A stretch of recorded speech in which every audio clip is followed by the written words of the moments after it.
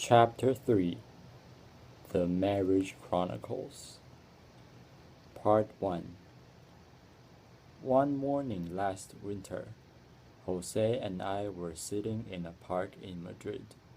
It was incredibly cold that day. I was completely bundled up in an overcoat, covering everything below my eyes except for a hand that was tossing breadcrumbs to the sparrows. Jose wore an old heavy jacket and was reading a book on sailing. Sanmao, any big plans for next year? He asked. Nothing special. After Easter, I'd like to go to Africa. Morocco? Haven't you been there before? He said. I've been to Algeria. Next year, I want to go to the Sahara Desert. Jose had one great virtue. No matter what Sanmao did, even if others considered it crazy, he would see it simply as part of the course. This was yet another reason I was very happy to be with him. What about you? I asked him. This summer, I'm going sailing. It was tough having to study and then do military service. I'm moving on to a new chapter. He raised his hands and clasped them behind his neck. And the boat? I knew that he'd wanted a small boat for quite a while. Jesus' father is lending us a yacht. Next year, we're going to the agency to go diving. I believed Jose. He always did everything he said he would. How long are you planning to stay in the Sahara? What will you do there? Well, I was thinking at least 6 months, maybe a year. I want to get to know the desert. I'd harbored this fantasy ever since I studied geography in childhood. Let's go sailing, the 6 of us, including you. Can you make it back by August? I pulled the overcoat down from my nose and looked at him excitedly. I don't know the first thing about boats. What kind of work would you have me do? You can be the cook and the photographer. Besides that, you can handle my finances. Are you up for it? Of course I want to, but I'm afraid I won't be back from the desert by August. What should we do? I want to do both. How I wished I could have my cake and eat it too. Jose seemed a little upset. I've known you for so long, he cried, and you're always running around. It took me forever to finish my military service, and now you want to go it alone again? When are we going to be together? Jose rarely had any complaints about me. I gave him a strange look, tossing breadcrumbs into the distance. The sparrows had all been scared away by his thunderous voice. You're really set on going to the desert? He asked me again. I nodded emphatically. I was completely clear on what I wanted to do. Fine. He spat this word out and then continued to read. Jose was usually very talkative, which I found annoying, but he would refuse to open his mouth whenever there was a real issue.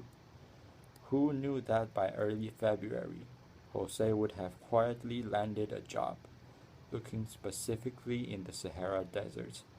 I packed his suitcase and ended up in Africa before me. I wrote him a letter to say, you really don't have to endure this harsh desert living for me. Besides, even after I come, I probably spend most of my time traveling around. We wouldn't be able to see each other regularly. Jose replied, I've thought it through. To keep you by my side, I'll have to marry you. Otherwise, I'll never be able to rid myself of this suffering. Can we get married this summer? Even though the letter was quite plain, I found myself reading it over and over again. Eventually, I put the letter in my trouser pocket and went out on the streets for a long walk. I had made up my mind by the time I got home. In mid-April, I gathered up my belongings, checked out of my Madrid apartment, and arrived in the desert of the Spanish Sahara. At the time, Jose was living in company housing and I was in the small town of El Ainoun. There was a distance of almost 100 kilometers between us, but he came to see me every day. Great! Now we're all set to marry. He was radiant in his happiness. Not right away. Give me another 3 months to look around. We can get married when I return. At the time, I was looking for a Sahari guide to take me across the great expanse of desert to westernmost Africa. That's fine, but we need to go to the courthouse to find out about the paperwork and also deal with getting you naturalized. We had already agreed that I would have dual citizenship after marriage. So together, we went to the local courthouse to figure out how we could get married. The secretary was an old Spanish gentleman with a head of white hair. You want to get married? He said. Aye, we haven't dealt with that yet. You know the Sahari here get married following their own customs.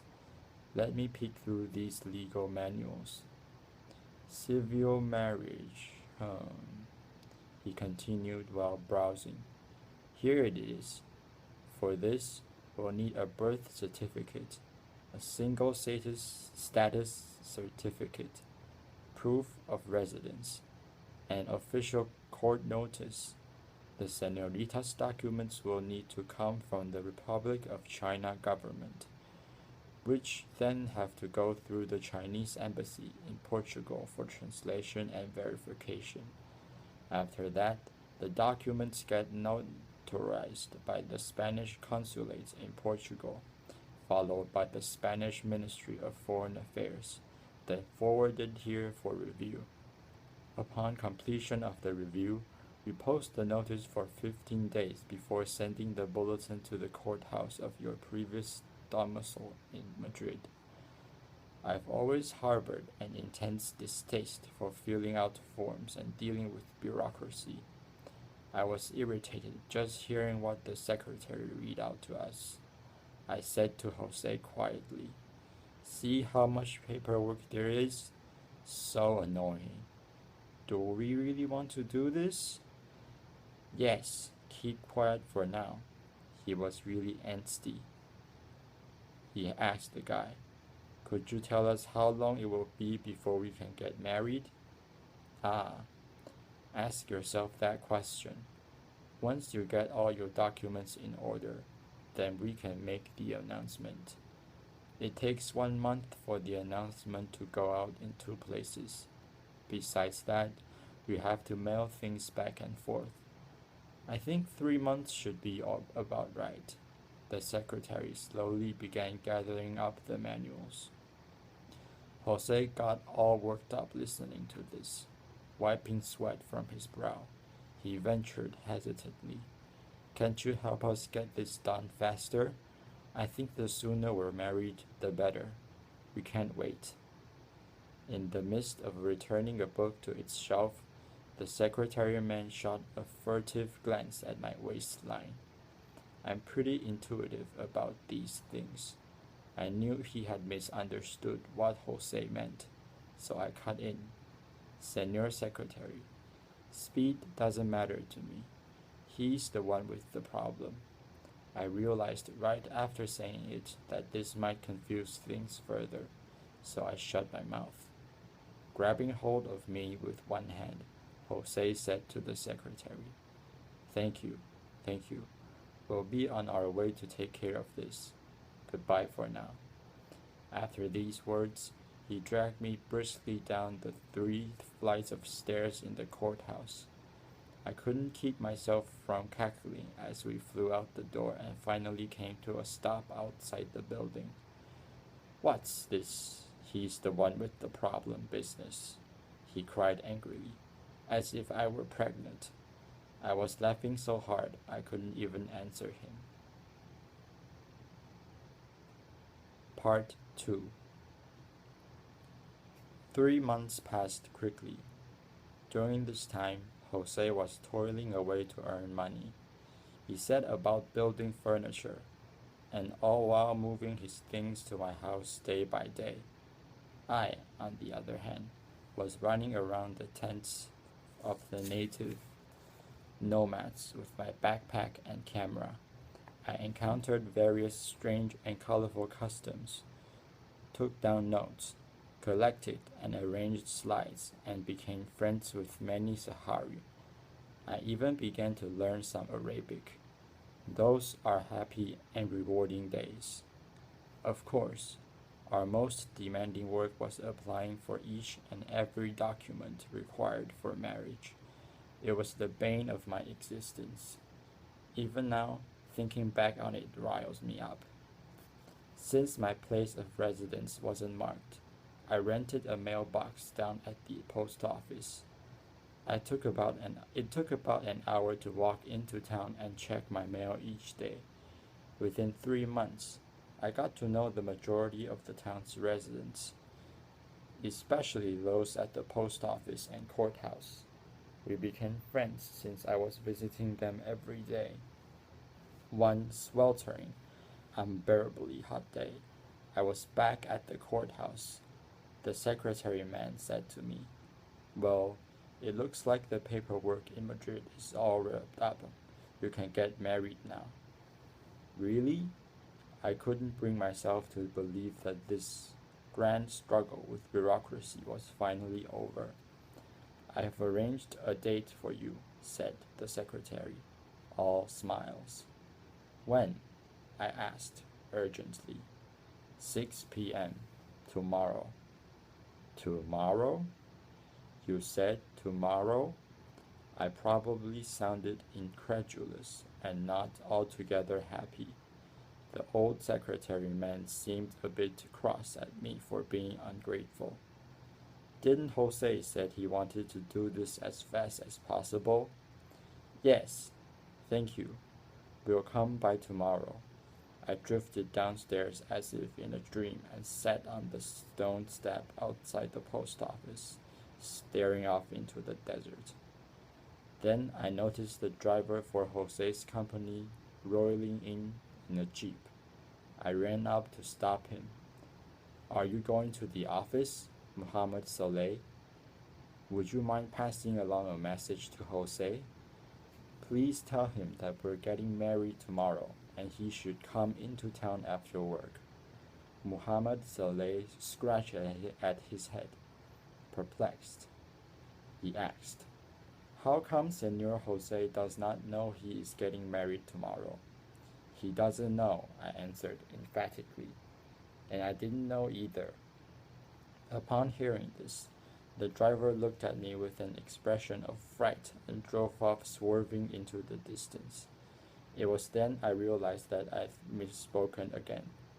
He must have thought that I'd been dying to get married and lost my head. Jose didn't wait until after work to come flying over. "It's really tomorrow?" he asked in astonishment as soon as he arrived. "Yes, it's true.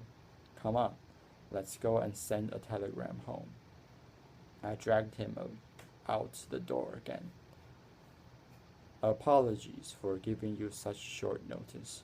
We didn't know in advance that tomorrow would be our wedding day. Please forgive."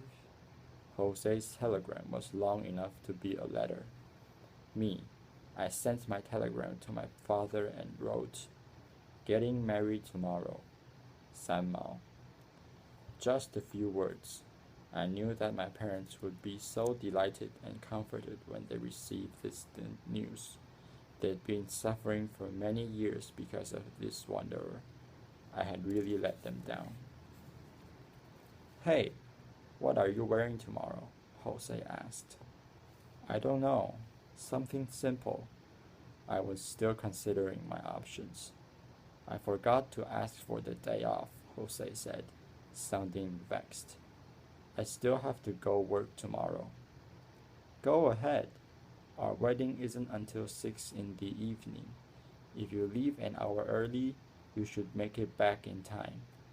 I didn't see any problem with someone going to work on their wedding day. What should we do now that we've sent our telegram? He seemed to be in a kind of stupor that day. Let's go home and build furniture. The table needs to be nailed together, and I'm still missing half of my curtains. I really couldn't get why Jose had to act so strange.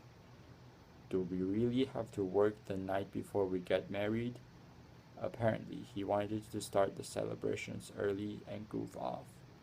Well, what do you want to do then? I asked him. I want to take you to see a movie. Tomorrow, you won't be my girlfriend anymore.